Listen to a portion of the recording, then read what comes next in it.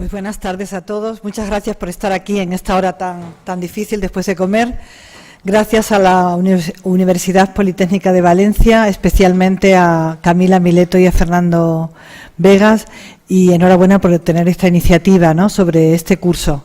Y también gracias a Camila y a Fernando, porque realmente en este Plan Nacional de Arquitectura Tradicional, ellos con sus iniciativas y con sus recomendaciones de proyectos, etcétera, pues mantenemos al día, digamos, pues el encargo de proyectos y de cuestiones importantes, ¿no?, que tienen que ver con la arquitectura tradicional. Son dos piezas importantes en nuestra comisión de seguimiento, como luego comentaremos. Bueno, yo voy a hablar del plan de arquitectura tradicional, que es con lo que ha terminado Alfonso Muñoz, el anterior ponente. El plan, como comentaba Alfonso, es un instrumento de gestión y de colaboración en el que se van a definir metodologías y criterios de intervención, y también se van a establecer unas líneas de actuación con el fin de coordinar las medidas de salvaguarda de diversas entidades, ¿no? Se trataba, digamos, que los planes ya estaban recogidos en el desarrollo parcial de la ley como planes de información, con esa nueva estructura del Estado de las transferencias a las comunidades autónomas, de las competencias transferidas a las comunidades autónomas. Digamos que al Estado se le da ese papel de coordinar, de interconectarse de unas comunidades con otras en la cuestión de información de distintos programas, para que haya una intercomunicación de las administraciones y de los entes públicos de unas con otras. Y digamos que en esa línea, aunque con nombres distintos, los planes nacionales serán donde se desarrollan este tipo de planes. Este tipo de plan está gestionado por la Dirección General de Bellas Artes y Patrimonio Cultural, que es como recientemente se llama, a través del Instituto de Patrimonio Cultural, que es donde trabajamos nosotros. Y para la redacción de este plan se hace de la siguiente manera. Normalmente surgen los planes de un documento previo. En el caso de arquitectura tradicional no fue el caso, porque ya contábamos, como ha comentado Alfonso Muñoz, con una serie de documentos previos y de cartas importantes que nos sirvieron como base, ¿no?, para este documento que va a ser el plan. Lo primero que se hace es crear primero se pregunta en este caso al Consejo de Patrimonio, que es el órgano colegiado que tiene el poder de decidir, ¿no?, una vez que se han hecho las transferencias de las comunidades autónomas, se pregunta sobre la idoneidad de desarrollar un plan de estas características, un plan nacional de arquitectura tradicional. Y se llevó esta propuesta y en este caso al Consejo de Patrimonio le pareció fenomenal esta propuesta, y entonces lo primero que se hace es que hay que elaborar un documento, lógicamente, pero ese documento se hace con la colaboración de todos, porque yo os decía que estos planes nacionales están gestionados por el Instituto de Patrimonio a través de la Dirección General de Bellas Artes y Patrimonio Cultural, pero es un documento de todos, por eso se llaman nacionales. Entonces, lo primero, se envía una carta a las comunidades autónomas y ellos designan a un técnico de su comunidad, que consideran, normalmente es un técnico en arquitectura tradicional, que junto con expertos de la Administración General del Estado y con expertos que también designa en este caso el Instituto, la propia Dirección General de Bellas Artes, se hace un documento consensuado, digamos, con todos esos expertos. En el caso de arquitectura tradicional había 14 expertos de comunidades autónomas, que es elevadísimo comparado con otros. A lo mejor vinieron mucha representación, de las 17, 14 es un número muy elevado, junto con expertos como, por ejemplo, Fernando Vegas, Camila Mileto, que nosotros nos consideramos que debían estar en esa comisión de redacción. Entonces, una vez que se redacta este documento, que yo os voy a desarrollar, que os voy a presentar aquí en esta intervención, ese documento, antes de que tenga validez, hay que volverlo a llevar al Consejo de Patrimonio. En este caso, se aprueba en Plasencia, en marzo del 2014, se aprueba este documento. Y entonces, una vez que se ha aprobado este documento, se crea una comisión de seguimiento. Digamos que esa comisión de redacción desaparece y se crea una comisión de seguimiento. Esa comisión de redacción, pues normalmente las personas que la forman, pues van a ser casi los mismos que la propia comunidad autónoma, que se vuelve a hacer lo mismo, una carta para decir que se ha aprobado y que qué persona considera esa comunidad que debe estar ahí en la comisión de seguimiento, que les represente, si es que quiere, que ha habido muchísimas que sí, pues normalmente suelen ser los mismos que redactaron el plan, pero no tiene por qué en este caso, pero hay muchos que coinciden que siguen siendo los mismos. En la comisión de seguimiento nuestra de patrimonio del Plan Nacional de Arquitectura Tradicional, pues hay, me parece que son 15 comunidades autónomas, a veces han venido 15, y 3 o 4 expertos de universidades y otras 3 personas de la Administración General del Estado. Es decir, que es muy amplia y hay incluso personas de distintos ámbitos, desde arquitectos, antropólogos, de distintos etnólogos, es decir, gente de ámbitos también bastante diversos, también del Ministerio de Fomento, de urbanistas, etcétera. Ya os decía que se constituye esta comisión de seguimiento que es una comisión propositiva, es decir, que propone, no tiene lo que hace es proponer proyectos, los evalúa también cuando se están desarrollando y también establece líneas prioritarias. No tiene por qué siempre la comisión proponer proyectos, pueden venir desde fuera, como la mayoría de las veces vienen desde fuera, y entonces la comisión considera pues esto realmente encaja, está en las líneas prioritarias establecidas en el plan como líneas estratégicas o líneas primeras que hay que abordar, es decir, que hace un poco esa labor de evaluar, de proponer, etcétera. ¿Por qué se desarrolla este plan? Creo que ha quedado como bastante claro cuando Alfonso Muñoz nos ha contado un poco esta evolución, ¿no?, de concepto de la arquitectura tradicional y de los distintos profesionales, los distintos puntos de vista a medida que iba avanzando en el tiempo, ¿no?, que ha ido adquiriendo la arquitectura tradicional. Es clarísimo por lo que hemos visto esos cambios bruscos de los modos de vida tradicional ocasionados por muchas razones, ¿no? Entre ellas, ya lo veíamos anteriormente, la despoblación y el abandono de esos cascos antiguos, de esos medios rurales, la emigración tan vertiginosa, ¿no?, sobre todo en la década de los 60, del campo a la ciudad, la pérdida de la transmisión de las técnicas tradicionales, lógicamente, porque al desaparecer esa población, y también la falta de sensibilidad y de revalorización y valorización de ese tipo de técnicas que se venían transmitiendo de generación en generación y que se construía porque era la forma de construir así, la falta de valorización que se tiene también hace que se pierdan, no solamente por el abandono de esas poblaciones, sino también por la falta que os decía, de valorización. Y, por supuesto, claro, lógicamente, los fenómenos de globalización, de homogeneización y uniformización de los valores culturales, estableciendo tipologías muy homogéneas de nuevas construcciones y, sobre todo, en los procesos de industrialización basados, sobre todo, en los materiales, ¿no? Empezaron a surgir pues elementos materiales constructivos que se aplicaban lo mismo en Andalucía que en Extremadura, etcétera, es decir, con esa forma de esos procesos de industrialización que homogenizan y globalizan, ¿no? Por otro lado, también veíamos que había un escaso uso residencial de los núcleos urbanos tradicionales frente a las nuevas construcciones. Veíamos incluso en las capitales de provincias esas políticas de apoyo a la nueva vivienda, ¿no?, nuevas viviendas en las periferias de las propias ciudades, cuando estábamos observando que había una falta de apoyo y una falta de ayuda económica, etcétera, para las construcciones y las viviendas que estaban en los propios cascos antiguos, ¿no? Considerando que el cáncer muchas veces de la arquitectura tradicional, que quizás sea, como ha comentado Alfonso, tremendamente vulnerable, sea la falta el hecho de que un casco histórico esté deshabitado, pues es lo que genera esa vulnerabilidad mucho más rápida, ¿no? Luego, lo comentaba anteriormente, la falta de valorización, de sensibilización y reconocimiento social con respecto a este tipo de patrimonio.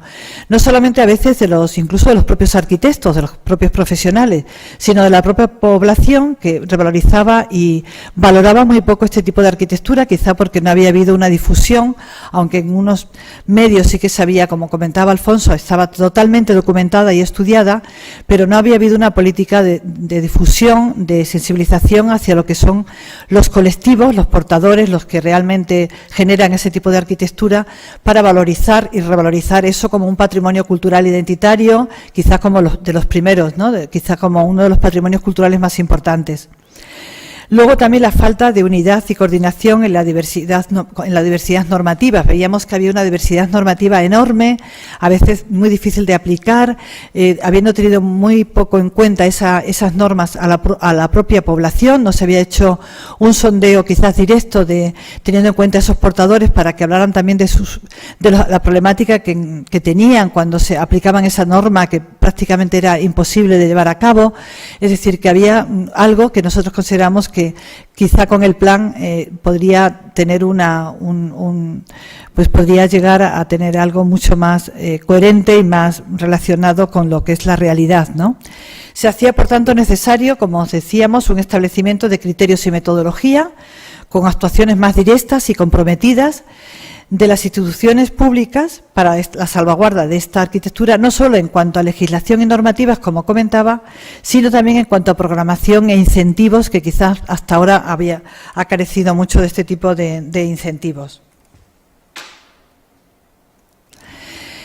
Bueno, de esta manera es para que veáis un poco, si vosotros tecleáis, si entráis en la web del Instituto de Patrimonio Cultural de España, Planes Nacionales, os encontraréis este documento colgado y lo encontraréis totalmente desarrollado. Es un documento muy grande, con una serie de anexos que ahora veremos, pero también si entráis por Google, perfectamente Plan Nacional de Arquitectura Tradicional, os sale todo el documento en PDF, es decir, que podéis hacer una consulta directa. Pero un poco para que veáis el esquema de casi todos los planes, y que como tal se ha desarrollado también en el de arquitectura tradicional, digamos que tiene 4 bloques importantes. Tiene 5, ¿no? El de introducción, otro, el de los aspectos básicos. En estos aspectos básicos se justifica, ya lo veréis en el plan, pues se justifica por qué este plan en ese momento determinado, por qué se hace, en este caso en la Administración General, se gestiona desde la Administración General del Estado, se define qué es la arquitectura tradicional, porque a veces incluso, sobre todo a niveles de municipios, etcétera, pues se desconoce, ¿no?, también lo que es la arquitectura tradicional. Se caracteriza. A nosotros nos preguntaban muchísimo que si los molinos de harina, etcétera, la arquitectura de los molinos entraba dentro de la arquitectura tradicional o no entraba. Es decir, teníamos muchas preguntas de este tipo que consideramos que teníamos que caracterizarlo y también identificar los ámbitos de desarrollo para que cualquier persona de cualquier sitio, si quería saber qué contemplaba la arquitectura tradicional, qué tipo de construcciones, etcétera, pues viera cómo estaba clasificado y cómo estaba incluido, ¿no? Entonces, por eso incluimos también la caracterización, los ámbitos, el estado de la cuestión, cómo se encontraba esta disciplina en este momento, y también, muy importante, toda la identificación de riesgos y amenazas, ¿no?, que tenía este tipo de arquitectura. El segundo apartado son los aspectos metodológicos, donde se establecían los criterios, los objetivos, la metodología de actuación, etcétera.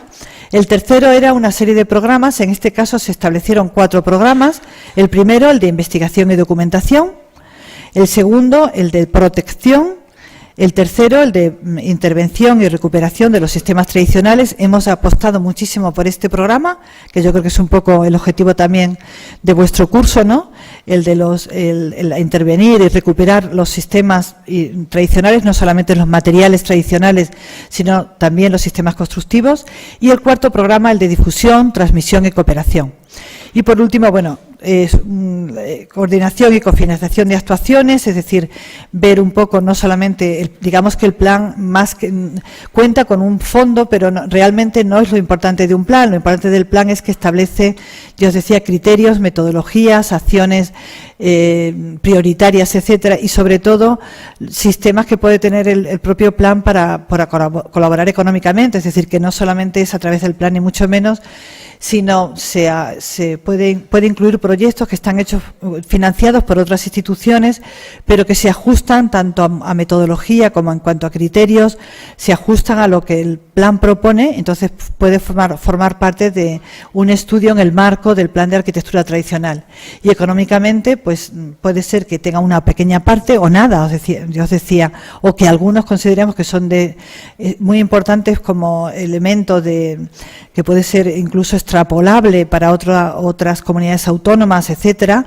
Puede ser un proyecto piloto que pueda ser de interés para otras comunidades, entonces sí lo aborda el plan. Ahora veremos este tipo de proyectos al final para que veáis los modelos de proyectos que se han pagado, digamos, en el marco del plan, para que un poco os hagáis una idea.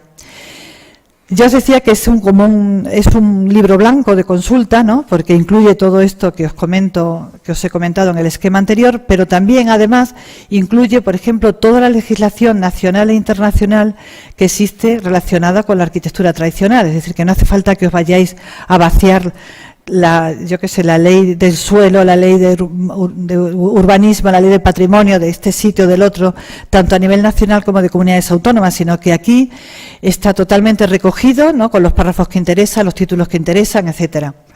Luego también en el propio plan se incluye una relación exhaustiva de todo lo que está declarado bien de interés cultural de arquitectura tradicional, tanto en conjuntos como elementos aislados, es decir, pues hórreos, pozos, molinos, etcétera, ¿no? Desde ese tipo de cosas hasta conjuntos, pueblos, pero no solamente a nivel de España, sino también lo que está declarado ya con otra figura de patrimonio de la humanidad, ¿no?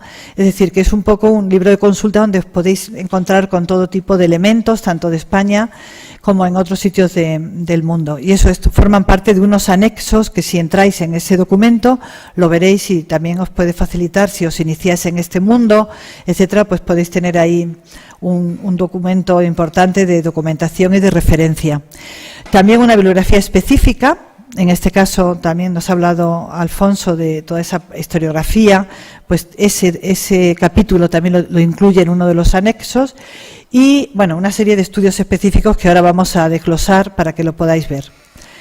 En cuanto a los aspectos básicos, decía que se definió lógicamente, bueno, pues como una arquitectura tradicional, la definimos como al conjunto de construcciones que surgen de la implantación de una comunidad en un territorio determinado y que manifiestan en su diversidad y evolución su adaptación ecológica, como comentaban anteriormente, tanto a los condicionantes y los recursos naturales, como también a los procesos históricos y modelos socioeconómicos que se han desarrollado en cada lugar. Como veis, Alfonso nos está comentando un poco desde el punto de vista histórico cómo en determinados momentos primaba lo estético, lo formal, luego lo geográfico, entendéis un poco, dependía de la tendencia política, etcétera, del momento, ¿no? Entonces, en esta definición, digamos que se recoge tanto su adaptación ecológica, su relación con los recursos, con los procesos históricos y los modelos socioeconómicos, que todo ello, digamos, que determina un modelo de arquitectura, ¿no?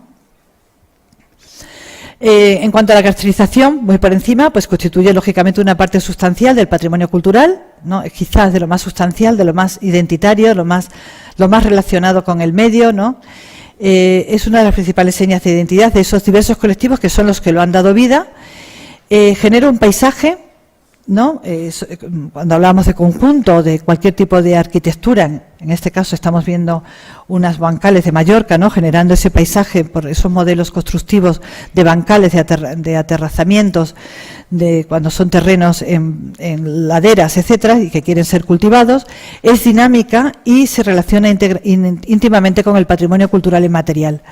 Esto es muy importante porque el patrimonio cultural inmaterial, que, bueno, sabéis que es un patrimonio, digamos, un tipo de patrimonio bastante reciente si lo comparamos con otros patrimonios anteriores, más monumentales, más singulares. El patrimonio cultural inmaterial, una de las cosas importantes que defiende es el que sea representativo. Yo creo que la arquitectura tradicional, también hemos ido viéndolo con relación a lo que nos decía Alfonso, como de lo singular de aquellas casas tipo góticas, no sé cuánto, digamos que lo importante cuando se hace una declaración es que sea representativa, es decir, que sea un modelo que se ajusta a esos condicionantes económicos, sociales, culturales, ecológicos, de materiales de la zona, del entorno, etcétera. Por eso, digamos que se cambia ese concepto de singular, ¿no? De declararlo porque es singular con un concepto nuevo que sea representativo, ¿no? Que eso es algo que digamos que acuña al patrimonio cultural y material y que es totalmente válido para la arquitectura tradicional. Otra cosa, una aportación importante también en cuanto a lo que ha supuesto el plan, o sea, las legislaciones y la normativa relativa al patrimonio cultural y material en cuanto a la arquitectura, es que verdaderamente, tal como lo define la UNESCO, puede ser perfectamente patrimonio cultural y material, porque la UNESCO define el patrimonio cultural y material como los usos, representaciones, expresiones, conocimientos, técnicas, sabidurías, junto con los instrumentos, artilugios, artefactos y espacios que le son inherentes. Es decir, que une, como veis, los conocimientos con la técnica, ¿no? Que puede ser el conocimiento de saber hacer una casa, los modelos, la sabiduría de hacer esa casa con el producto resultante, que es la propia casa, con el entorno, con el espacio que le es inherente. Es decir, que en ese sentido, digamos que también encajaría perfectamente como un elemento, un bien cultural inmaterial, a su vez, ¿no? Igual que la piedra en seco, la UNESCO lo va a incluir dentro de patrimonio cultural inmaterial de la humanidad. La arquitectura en seco, es decir, por eso, porque son conocimientos que generan unas formas, unos modelos.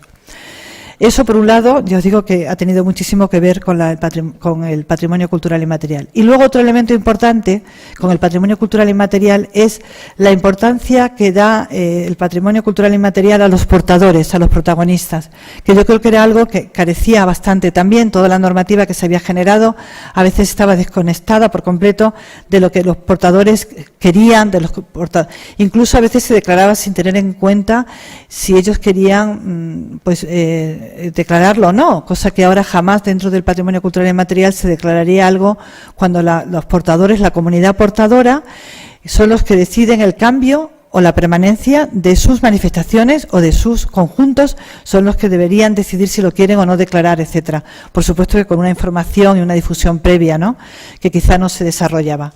Bueno, con este inciso de patrimonio cultural y material, que creo que es fundamental y que nos ayuda a muchísimas cosas para contextualizarlo, para saber las funciones también de cuando se hacen los estudios, ¿no?, de la arquitectura tradicional, saber las funciones de los espacios, ¿no?, porque es fundamental para cualquier cosa saber, ¿no?, y un poco rechazar lo que es el fachadismo y la estética externa, sino también lo que son los espacios, las estructuras interiores, ¿no?, el simbolismo que tiene muchas veces la propia arquitectura tradicional, ¿no?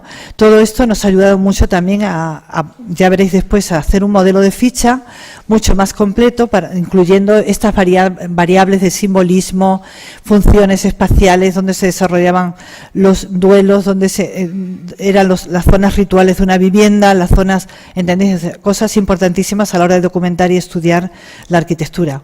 Esta arquitectura está ligada a los condicionantes naturales, como hemos comentado anteriormente, responde a un clima determinado. Hemos visto casas que se adaptan, lógicamente, bueno, al ser la casa como un medio de control térmico, pues se va a adaptar, lógicamente, a las bajas, altas temperaturas, a las zonas muy húmedas, zonas que nieva, que no nieva, que llueve, que hay viento. Es decir, en todas las arquitecturas tradicionales hemos visto elementos que se han ido adaptando a estos determinantes, digamos, que tienen que ver con el clima. Lógicamente, a los materiales del entorno. Es clarísimo. Esto tiene una relación directísima con todos los materiales del entorno inmediato. Por supuesto, bueno, zonas graníticas, zonas de barro, entramado de madera, o sea, si analizamos todo eso veremos la relación tan directa que tiene, ¿no? Incluso en muchas zonas de España se ha podido ver, en las zonas de León, el otro día que estuve yo en una inauguración de una exposición de patrimonio cultural y material, nos estuvieron comentando, ¿no?, cómo habían hecho un estudio y cómo tenía muchísimo que ver también las zonas que eran de paja, las zonas que eran de centeno, con todos los sistemas del adobe o el entramado, etcétera. Es decir, que ha tenido una relación directa también con actividades agrícolas y ganaderas, ¿no?, porque la paja, en este sentido, y el centeno, pues determina muchísimos modelos constructivos. También cómo se ha adaptado al emplazamiento, es decir, bueno, si es dispersa, si es concentrada, si es zona de montaña o de ladera o de llano. También hemos visto un tipo de casa, ¿no?, en altura, ¿no?, para aprovechar las zonas agrícolas de sedimentos, de ríos, etcétera, y como son casas muy alargadas, muy altas. Es decir, que todo este tipo de cosas vemos como tiene una relación directa si se analiza. Y, por supuesto, los modos de vida y la organización social de un territorio, si es zona latifundista, zona de braceros, etcétera, tiene una relación directa, como se puede ver en muchas zonas de España, en cuanto a las estructuras de parentesco, familias troncales, el hereu, la masía, el caserío vasco. Es decir, todo eso vemos que tienen que ver muchísimo estas estructuras económicas de parentesco y de todo tipo, ¿no? Aquí se ve perfectamente en este caso una hacienda de olivar. También, siguiendo con esas características de la arquitectura tradicional, carece de autor concreto o individualizado, generalmente, no siempre, construida con técnicas y sistemas tradicionales, normalmente transmitidos de una generación a otra, y materiales en muchos casos reutilizados, que es una característica también de la arquitectura tradicional. Refleja sostenibilidad, utiliza recursos disponibles del entorno natural y del territorio, y es una arquitectura regeneradora, que regenera el medio, ¿no? Y supone también, como Alfonso comentaba en algunas de sus imágenes, una referencia para la arquitectura contemporánea, ¿no?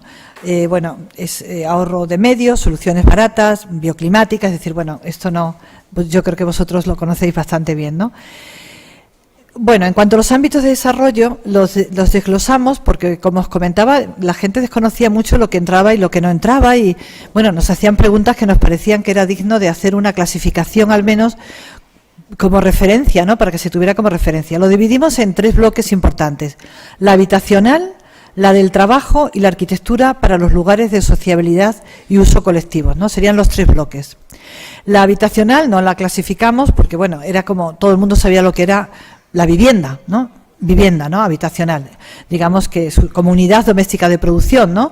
Y esto no tenía problemas para clasificarlo, pero sí que clasificamos la arquitectura para el trabajo porque era quizá la más compleja, la más diversa, etcétera. Entonces, la dividimos en 3 bloques importantes. Uno era las infraestructuras arquitectónicas, que normalmente determinan también labores agrícolas y ganaderas, y había que hacer este tipo de construcciones, de infraestructuras, como pueden ser los bancales, las terrazas, los caminos, las canalizaciones, las acequias, las atarjeas, los cercados, los muelles, los pozos, las norias, es decir, todo este tipo de elementos que forman parte de esas infraestructuras arquitectónicas. Aquí veis esta imagen de un cercado de la Encina, en Guadalajara, de un cercado de este tipo. El segundo bloque, y este es el más, ya veréis que es el más amplio, es el que tenía que ver con todas las actividades primarias, es decir, las actividades agroganaderas, que aquí hay miles, hemos puesto a modo de ejemplo. Os digo a modo de ejemplo porque hay muchas más, pero todo lo que son abejares, palomares, pósitos, tinados, zaurdas, potros cerrar, como es este caso, haciendas, masías, cortijos, alquerías, caseríos, casetes, barraques, chozos, bombos, es decir, una cantidad enorme de construcciones que están vinculadas pues con una actividad de la viña, o ganadera, o de regadío, de pozos, o sea, que tienen del ganado, con tanto de ganado como de forestal, de abejas, de recoger caracoles, es decir, lo que son actividades agroganaderas, ¿no? Digamos que este sería dentro de las edificaciones relacionadas con actividades primarias, uno de los bloques. El segundo bloque, dentro de esto de actividades primarias, serían las estructuras y edificaciones relacionadas con actividades mineras, es decir, todo lo que tiene que ver con caleras, salinas, complejos mineros, yesares, etcétera. Todo este tipo de construcciones pues estaría también relacionada en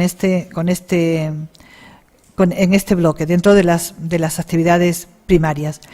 Y el tercero serían las edificaciones relacionadas con actividades de transformación, es decir, aquellas construcciones que tienen que ver con esos procesos, ¿no?, de transformación de productos, en este caso, por ejemplo, de alimentos, pues todo lo que son las almazaras, los mataderos, los molinos harineros, los obradores, los pozos de nieve, los salazones, tahonas.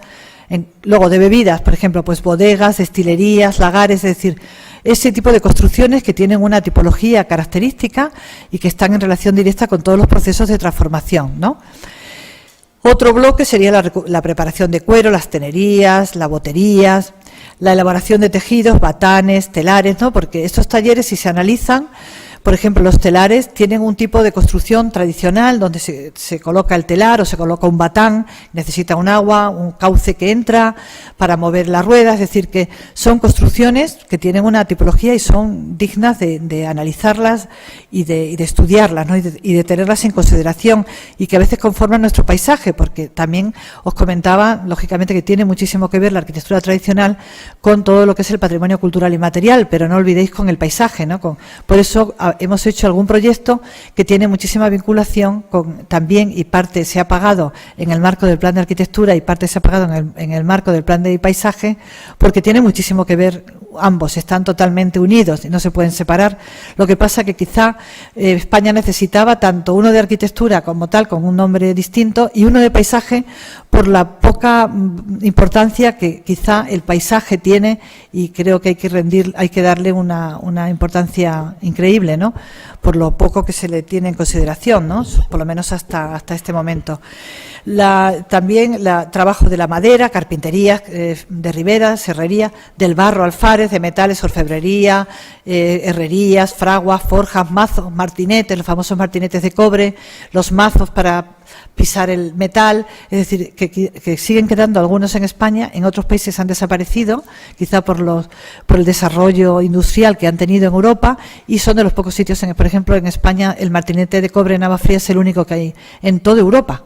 O sea, en los países balcanes había uno, pero desapareció. Es decir, que tenemos a veces construcciones de este tipo que no se le ha dado ningún valor cuando son únicos, es el único reducto incluso europeo que sigue quedando, ¿no? Y, por último, dentro de ese bloque de actividades primarias, serían las edificaciones destinadas a distribución y servicios. Es decir, establecer al menos, se han establecido dos subgrupos muy diferenciados. Por un lado estarían los establecimientos que han tenido por finalidad el comercio y distribución de productos, es decir, tanto los mercados como las tiendas, los colmados, las boticas, ¿no? Que también tienen una tipología. Si miramos una botica tradicional, tiene una tipología que se repite en muchos sitios de España, ¿no? Y los colmados, etcétera. Y aquellos otros que ofrecen servicios de hospedería, lo que son balnearios, termas, hoteles, posadas, ventas, normalmente aisladas en el campo, pero que tienen una tipología, fondas también, etcétera.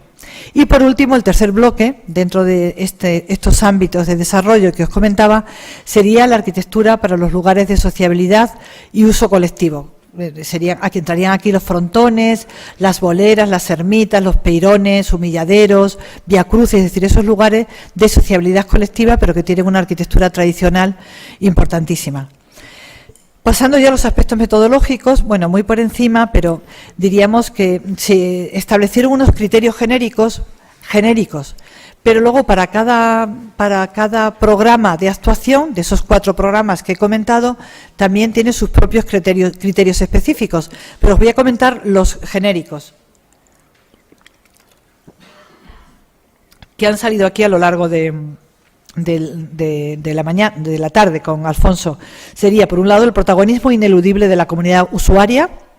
Es algo que no tenemos que olvidar jamás para cualquier acción, sea del tipo que sea de documentación, de difusión, de grabar algo. O sea, tenemos que tener totalmente en cuenta esa comunidad portadora. El respeto de todos los valores culturales, ¿no? Porque si un poco vemos los inventarios que se han hecho, pues verdaderamente se han tenido muy en cuenta todo lo que es lo constructivo, lo estético, pero hay otros valores culturales, como os decía, lo del simbolismo, la función de los espacios, la percepción incluso que pueda tener el dueño de la propia vivienda, y no se ha tenido en consideración esos valores que son muy importantes también. ¿Entendéis? Luego, el respeto de todos los valores culturales, el equilibrio con el territorio, la aplicación de medidas sostenibles, la valoración y aplicación de técnicas, sistemas y materiales tradicionales, como decíamos anteriormente, la compatibilidad del uso con la especificidad de este patrimonio, ¿no? que esto no se ha tenido en cuenta muchísimas veces, el fomento de la rehabilitación en los cascos urbanos, como comentamos, y la diferenciación, bueno, equilibrada de las nuevas actuaciones como testimonio de esa época, según los criterios de todo lo que es rehabilitación a través de las cartas internacionales y de todas las legislaciones existentes, etcétera. En cuanto a los programas y líneas de actuación, son 4 programas. El primero, os decía, el de documentación e investigación, estos 4, pero os diré que en cada uno de estos programas, si os metéis en el plan nacional, veréis que todos tienen una justificación, unos objetivos y acciones con unas recomendaciones y unas acciones vinculadas, ¿no?, al plan nacional, que las iremos viendo aquí para que veáis un poco los proyectos que hemos desarrollado colgados de cada uno de estos programas. Entonces, este programa de documentación e investigación, aquí veis un vienteveo de estos que hay en todos los viñedos de la zona de Jerez, de la denominación de origen Jerez. Mira, es para que las personas, cuando la uva estaba madura, no entraran a robarlas, que era con un sistema también de esparto, de lo de las prensas de las propias almazaras, ¿no? Lo que decíamos anteriormente, cómo se ha reutilizado, ¿no?, que es un poco, incluso un tipo de arquitectura un poco como efímera, ¿no? Se podía mover de un lado a otro y a veces se hacía, dependía, no servía de un año para otro, sí que servían las esteras, pero no los palos, es decir que... Pero bueno, este tipo a veces de arquitecturas que definían y marcaban el paisaje de la viña, ¿no? En cuanto al programa de documentación e investigación, la justificación, bueno, pues lo ha comentado Alfonso antes aquí. Documentar es un instrumento de conocimiento previo para cualquier tipo de actuación. Con esa documentación que ya está muy documentado muchas veces, no hace falta documentarlo ahora, o a lo mejor nos falta una visión, como decía anteriormente, esa visión más inmaterial que carece ese inventario de ello, pero bueno, siempre podemos tener una parte que no hace falta repetir porque ya está documentada. Pero también con todo este análisis y esta documentación es una manera de darnos el testimonio de modos de vida que se desarrolló en esa casa, para entender también la función y el significado de esos espacios. Y solamente de esta manera, documentando y valorando y viendo y conociendo perfectamente esa construcción o ese conjunto de construcciones, podremos establecer valoraciones y protección del tipo que sea, ¿no? Es la única manera de poder, lógicamente, antes de cualquier norma o cualquier acción de salvaguarda del tipo que sea, haber hecho un estudio previo para saber, para tener bien claro sobre lo que pisamos y dónde estamos. En cuanto a la investigación científica, bueno, pues es una investigación de los orígenes, a las transformaciones funcionales, a los materiales, que luego comentaremos cómo se ha desarrollado algún proyecto en este sentido, y cómo, pues incorporando las nuevas tecnologías a estos sistemas de documentación e investigación, evitando duplicidad de contenidos, que ya decía que hay mucho que está hecho, y cubriendo quizá aquellas lagunas que son existentes.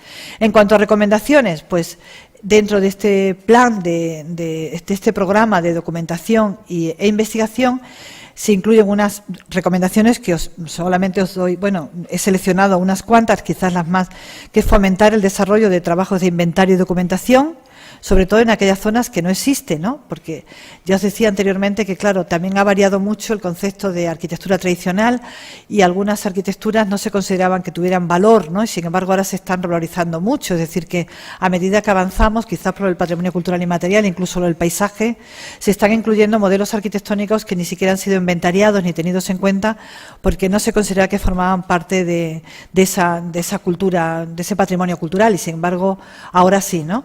El desarrollo de un corpus documental, impulsar estudios de investigación específicos, promover la redacción de manuales técnicos como guías, modelos de buenas prácticas, que un poco veréis en esa línea nos hemos movido también en el marco del plan, elaboración de un tesauro específico y desarrollar guías docentes, ¿no? Que también lo comentaremos ahora. Ahora están, por ejemplo, aunque no sea en este programa de documentación e investigación, pero por ejemplo Camila y Fernando están elaborando una maleta didáctica, pedagógica, sobre arquitectura tradicional, ¿no? También para que llegue la sensibilización y el acercamiento de estos valores de la arquitectura tradicional desde las edades más tempranas, ¿no? Pues guías docentes, ¿no? Que sirven para sensibilizar y para acercar el conocimiento. El programa de documentación e investigación, en cuanto a las acciones, ya hemos visto un poco la justificación, las recomendaciones, pero dentro del plan hemos hecho una serie de acciones, ¿no? que está también colgado, que esto también lo podéis ver. Por ejemplo, uno de ellos es el estado actual de los sistemas de inventario. Se encargó un proyecto, en este caso la Universidad de Sevilla, Juan Agudo Torrico, Aniceto Delgado del Instituto de Patrimonio y Anieves Santiago de la Universidad de Sevilla. Era un equipo de investigadores que hicieron un vaciado exhaustivo de toda la legislación existente en España para ver las categorías, ¿no? Las categorías en distintas comunidades autónomas, según unos, bueno, pues bien de interés cultural, bien monumental, bien distintas categorías, bien de interés local, y las figuras de protección existentes en las leyes de las comunidades autónomas.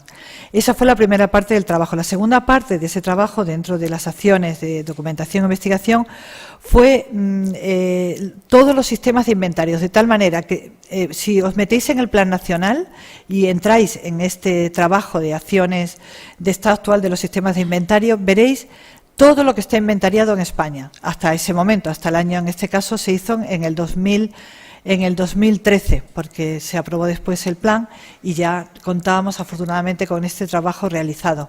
Entonces, hasta el año 2013 hicieron un vaciado exhaustivo de Aragón, por ejemplo. Pincháis en Aragón y sale todo lo que está declarado bien de interés, cultural, ¿no? O conjunto, depende de las figuras, de cómo se llama en cada sitio. Hay un inventario exhaustivo de todo lo que está declarado y descrito el inventario, etcétera. La tercera parte de ese trabajo fue hacer un modelo de ficha de inventario, porque eso sí nos dimos cuenta que había unos sistemas de ficha totalmente muy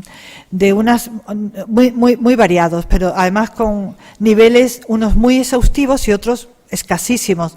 En algunos tenían muy en consideración lo que es el fachadismo, digamos, todos los aspectos externos, formales, constructivos quizá, pero y en otros prácticamente y en esos a veces no aparecía nada de las funciones, ni de las estructuras, ni digamos la casa hacia adentro escasamente estaba tratada, ¿entendéis? Entonces se hizo un modelo de ficha que también, si entráis, un modelo de ficha que después se ha probado su viabilidad haciéndolo en Los Pedroches, en una comunidad determinada andaluza, y ha funcionado perfectamente. O sea que tenéis ahí un modelo de ficha, si por lo que sea os encargan un inventario para inventariar un pueblo, un conjunto, etcétera, tenéis un modelo de ficha exhaustivo, ya veréis, muy consensuado por toda la comisión de seguimiento y colgado en el plan. Lo propusieron este equipo, pero luego siempre se creaba una subcomisión que evaluaba lo que estaba haciendo ese equipo y se consensuó como una ficha muy adecuada para documentar e inventariar la arquitectura tradicional en España. Y otro es la historiografía, que es un poco lo que nos ha comentado Alfonso Muñoz, que también está incluida en el plan. El segundo programa, el de protección, bueno, pues se justifica, lógicamente, bueno, pues que tiene que existir una protección jurídica de aquellas construcciones y espacios identificados como arquitectura tradicional. No solamente tiene que existir esta normativa patrimonial que veníamos contando, sino que tiene que haber una interrelación directa con el ordenamiento del territorio y con el planeamiento urbanístico, ¿no? En cuanto a recomendaciones, pues lógicamente se dice impulsar y promover la protección y establecer diferentes grados de protección. No todo tiene que tener quizás el mismo nivel de protección. El reconocimiento como recurso sostenible, a veces en esas declaraciones, ¿no? Funcional y rentable para el desarrollo local y territorial, tener muy en cuenta estos elementos, porque si no es difícil que se mantenga, si no tenemos en cuenta estas variables de sostenibilidad, que sea funcional y sea rentable. Enfatizar en las medidas de protección el reconocimiento de los valores estructurales y materiales tradicionales, no solo de los formales, como decía anteriormente, sino los que tienen que ver con las funciones, con ese patrimonio cultural inmaterial, con lo simbólico, la redacción de planes especiales y planes directores en conjuntos de arquitectura tradicional, donde, digamos, que se incluyan estos sistemas y estas medidas de protección. En cuanto a los programas, digamos, es que no sé qué tal vamos de tiempo, para ir más rápida. Vale. En cuanto a los programas de protección, las acciones realizadas en el marco de este plan, dentro de este programa, por un lado, también en ese proyecto que encargamos a esa Universidad de Sevilla que os comentaba, se les encargó como dos vertientes, ¿no? Una vertiente de inventarios, documentación, podríamos decir, de la situación en la que se encontraban los inventarios y lo que estaba declarado y no estaba declarado, y otra vertiente de protección, que era el estado actual de los sistemas de protección en España, todas las legislaciones que existían y el papel de la arquitectura tradicional en la normativa autonómica, es decir, un poco un análisis exhaustivo de todos los sistemas de protección. Y luego, también en ese plan se han incluido una serie de casi todos los documentos, los programas y proyectos internacionales que ha generado, que se están generando y que se generan en el marco de la UNESCO, del Consejo de Europa, de la Unión Europea, es decir, todas las cartas y recomendaciones y todos los proyectos transfronterizos, es decir, todos los proyectos que se generan en el marco de estas instituciones internacionales, los tenéis ahí incluidos. Y por el tercer programa, que quizás es el más importante, ¿no? Bueno, son todos importantes, pero en el terreno de la arquitectura tradicional yo creo que son los programas de intervención y recuperación de los sistemas tradicionales, ¿no? Justificación, bueno, pues lógicamente la intervención lo definimos como ese conjunto de acciones y medidas que tienden a salvaguardar estos bienes tangibles, tanto los bienes muebles como inmuebles, en relación con el territorio en el que se enmarcan, ¿no?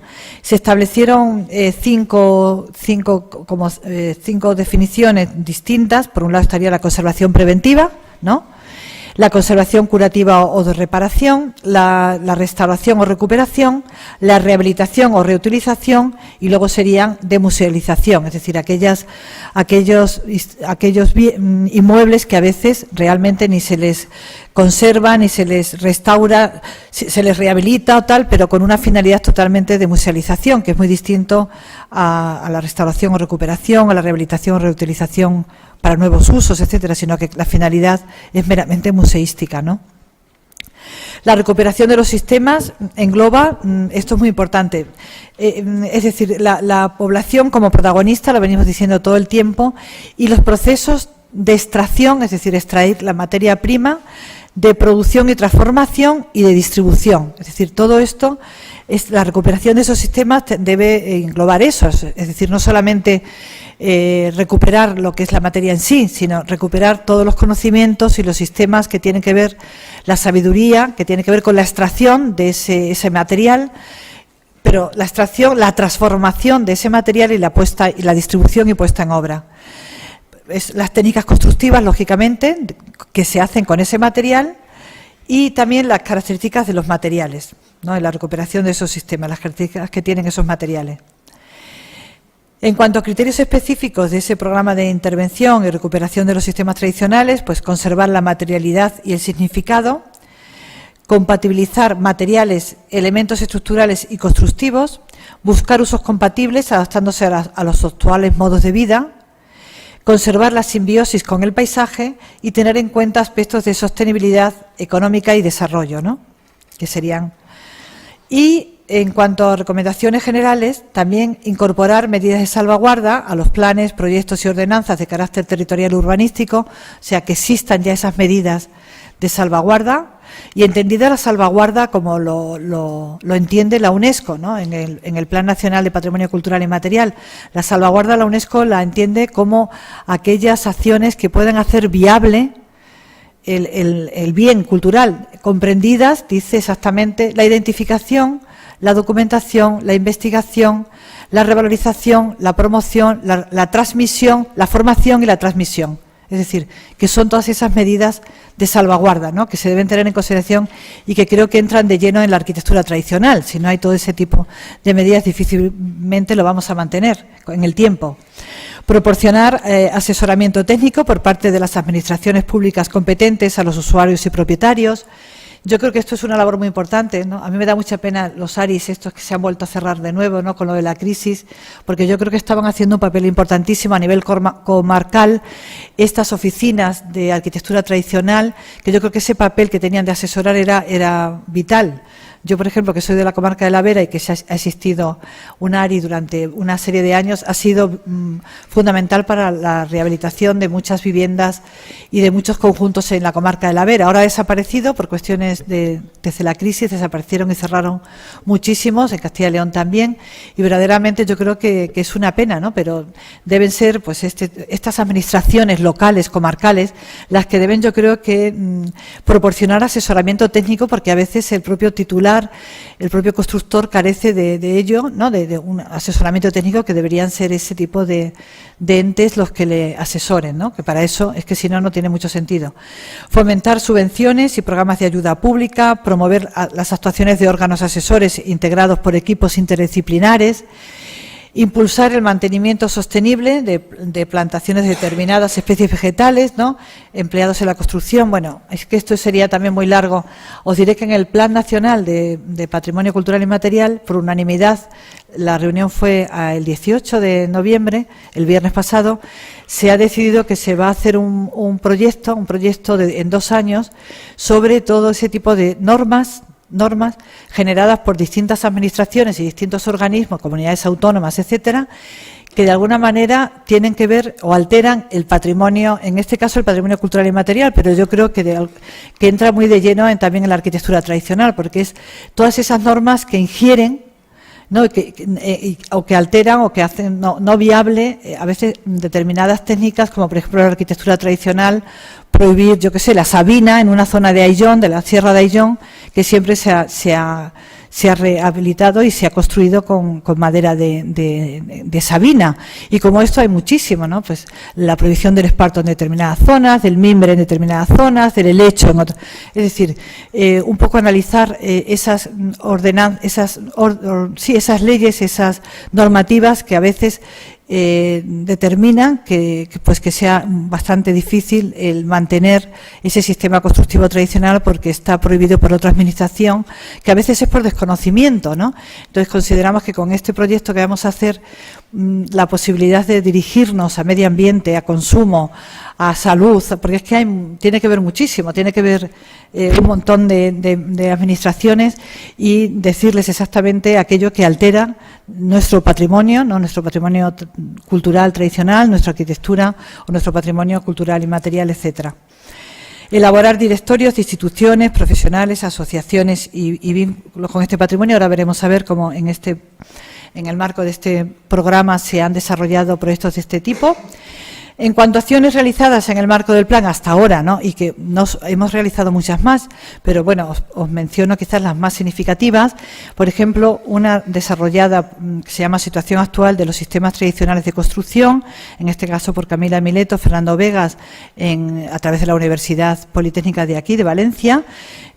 Bueno, en la primera parte han realizado una base de datos de los diferentes agentes de la construcción tradicional, es decir, no solamente de los artesanos, sino también de las empresas, incluso de las instituciones, de los organismos que tienen que ver con los agentes, con la construcción tradicional. Luego han desarrollado en una segunda parte un mapeo geográfico de materiales de toda España, según las zonas donde determinados materiales son característicos, en función de su procedencia y de su uso. En la tercera parte han hecho una documentación gráfica muy exhaustiva de fotografías y de audiovisuales de materiales y técnicas constructivas, ¿no? Que lo tenemos colgado en el micrositio, lo podéis ver. Y la cuarta parte, una investigación sobre materiales puntual, ¿no? Sobre determinados materiales, una investigación puntual sobre determinados materiales. En cuanto al cuarto programa de difusión, transmisión y cooperación, bueno, consideramos que es un instrumento imprescindible este programa para sensibilizar a la sociedad del valor patrimonial de estas arquitecturas, y en consecuencia se pueden desarrollar estrategias de salvaguarda. Y se han hecho también, como los demás, una serie de recomendaciones. Pues aquí se consideran que los documentales quizás de la televisión, tanto autonómica como la televisión española, etcétera, que son fundamentales, porque quizás es una forma de llegar y de sensibilizar a alguna población para valorizar ese tipo de arquitectura tan poco valorada, a ese nivel, elaborar manuales de buenas prácticas, que ahora os comentaremos, programas educativos, promover programas europeos de inversión y programas pilotos de cooperación, cursos y publicaciones, es decir, todo lo que tiene que ver con ese tipo. Aquí, como acciones realizadas en el marco del plan, pues por un lado hemos hecho una revista monográfica, el número 8, es una revista que se llama Revista de Patrimonio Cultural de España. Es una revista que se edita en el Instituto, en la Dirección General de Bellas Artes y Patrimonio Cultural, y el número 8 fue monográfico para el patrimonio cultural, la arquitectura tradicional en España. Fue en homenaje, en memoria de Félix Benito, este personaje arquitecto, compañero nuestro y que ha sido una figura importantísima, una referencia para estudiar la arquitectura tradicional, con una publicación bárbara, bueno, muchísimas publicaciones, pero una de ellas sobre la arquitectura tradicional de Castilla y León, muy importante. Y bueno, pues y también una jornada sobre arquitectura tradicional, que tuvieron un éxito enorme. No sabíamos, se apuntó tantísima gente que tuvimos que hacer intervenciones de 20 minutos, porque para que todo el mundo pudiera. Eran las primeras que se hacían desde el año 86, como comentaba Alfonso, que se hicieron en el Instituto de Patrimonio, y desde el 86, por cuestiones, digamos que la Dirección General, quizá durante un periodo de tiempo, sobre todo la arquitectura tradicional, había estado un poco de espaldas, ¿no?, a este tipo de arquitecturas como algo importante de nuestro patrimonio cultural, y no va a ser hasta después, ya cuando se inicia el Plan Nacional de Arquitectura, cuando digamos que retomamos de nuevo la importancia de un tipo de patrimonio tan importante como es la arquitectura tradicional. Y el micrositio de estos planes nacionales, como os venimos comentando. Ya para finalizar, vamos a ver un poco de forma muy esquemática, tanto en el año 2015, 2016 como el 2017, ahora 5 minutos justo, me quedan dos más, estos proyectos que se han desarrollado en el marco del plan.